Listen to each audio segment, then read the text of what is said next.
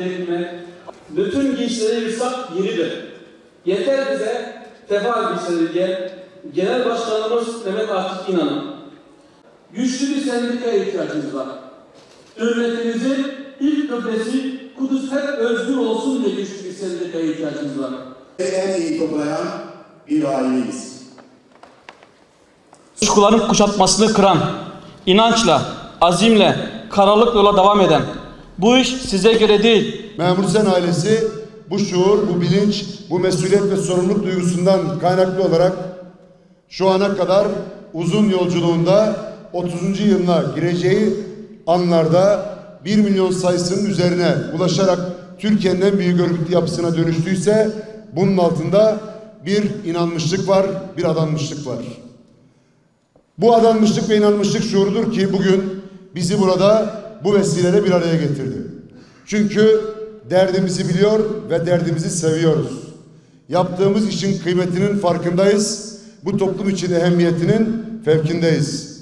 Bu açıdan Memur Sen ailesi kurulduğu günden bugüne gelene kadar hiçbir zaman çizgisinden, koordinatlarından ödün vermeden, kuruluş değerlerine sadık kalarak, yol açışındaki ana ilkeleri, ana umdeleri yol haritası olarak önüne koyarak bugüne kadar yoluna devam etti ve bundan sonra da aynı ideal ve bilinçle devam edecek.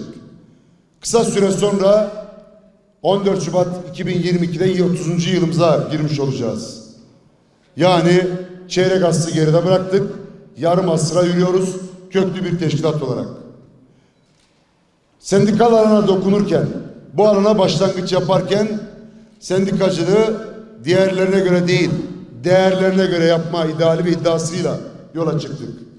Anadolu'nun kabul görmüş değerlerini baş tacı ederek, memleketin insanlık karşısına alma değil, onun yanında durarak, kavga zemininde rekabet değil, rekabet zemininde akademik hizmet sendikacılığı diyerek bu alana ilişkin yeni bir format atarak başladığımız yolculukta geldiğimiz nokta itibariyle erdemli sendikal hareket olarak farkındalığımızı ve farkımızı her geçen gün hissettirmeye devam ediyoruz. Bizim gücümüz örgütlülüğümüz diye biz bir slogan ve şiar ifade ediyoruz.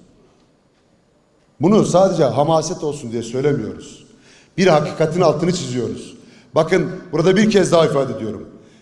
Örgütlü olan gücümüz, örgütsüz olanlar bizim yükümüzdür.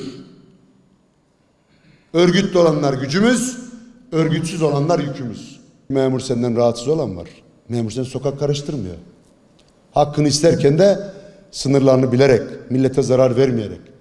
Sokağa inecekse ekmek ve emek için iniyor. Topuk selamıyla, talimatla inmiyor.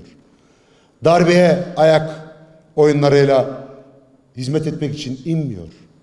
Memur Sen ekmeğinin peşinde. Başkasının emrinde falan filan değil.